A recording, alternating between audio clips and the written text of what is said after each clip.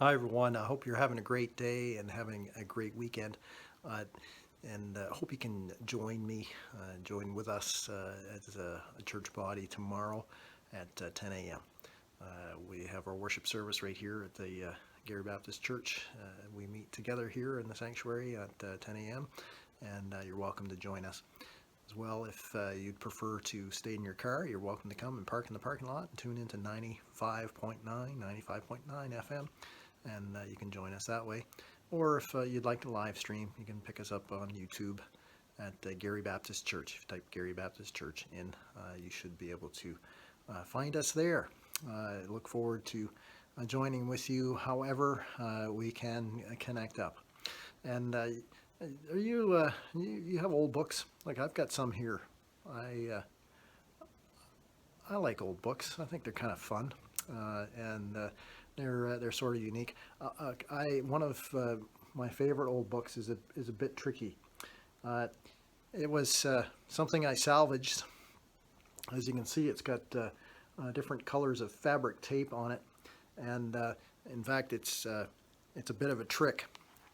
You see, you can see there. It says, you see it? It says the hymnal. Well, if you try to open it up like you normally do, you'll find that the cover got put back on upside down. If you read it this way, everything's upside down.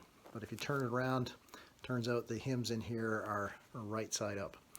It's a bit of a fun thing that I have in my library. I love some of the old hymns that are in this. The date on this book is in the 1930s, and it was a hymn book that was used by our Baptist churches back in that era. And back then, sort of like the way we do things now, they printed out the words and didn't have overhead projection like we have these days, and the good things that we have that way. But each person was offered one of these books, and the words of the hymns were right there, printed out. They were done, of course, in a verse format, so that you could sing along to a familiar tune. And whoever was playing the organ or the piano would have the book with the tunes in it, and the rest of the congregation would be given one of these and would sing along to a familiar tune.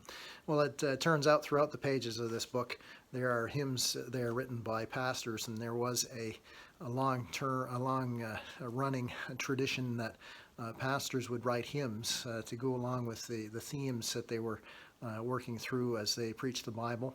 And often pastors would write hymns to familiar tunes, so they had to follow a specific meter so that their new hymn would follow an old tune, a tune that was familiar to everyone. Well, in the pages of this book, there's a hymn by a well-known pastor. His name was Charles Spurgeon. You've heard me talk about him in the past. And I didn't realize until just recently that not only amongst those sermons that he preached, he also wrote hymns. Here's a line from one of them.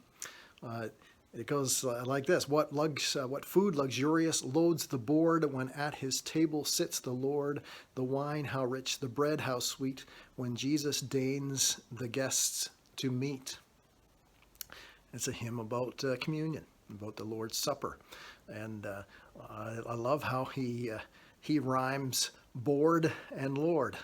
That must have taken some real work and creativity, and I love that image there of gather around the board, come to the table that the Lord has spread, and He has spread it with luxurious things, with the cup and the bread that speak that great message to us of the body and the blood that was shed for us. So maybe I'll have to get out my pen and my piece of paper. I'm not much of a poet, and the rhyme board and Lord, well, it's already been taken, so I guess I'll have to get creative, see what I can come up with in that great tradition of pastors writing hymns. Who knows? Maybe after a while, I'll come up with something that rhymes and fits to a singable tune. Before I go, somebody sent me this one. A man spent $1 on a wig. It was a small price to pay. Have a great day. God bless you.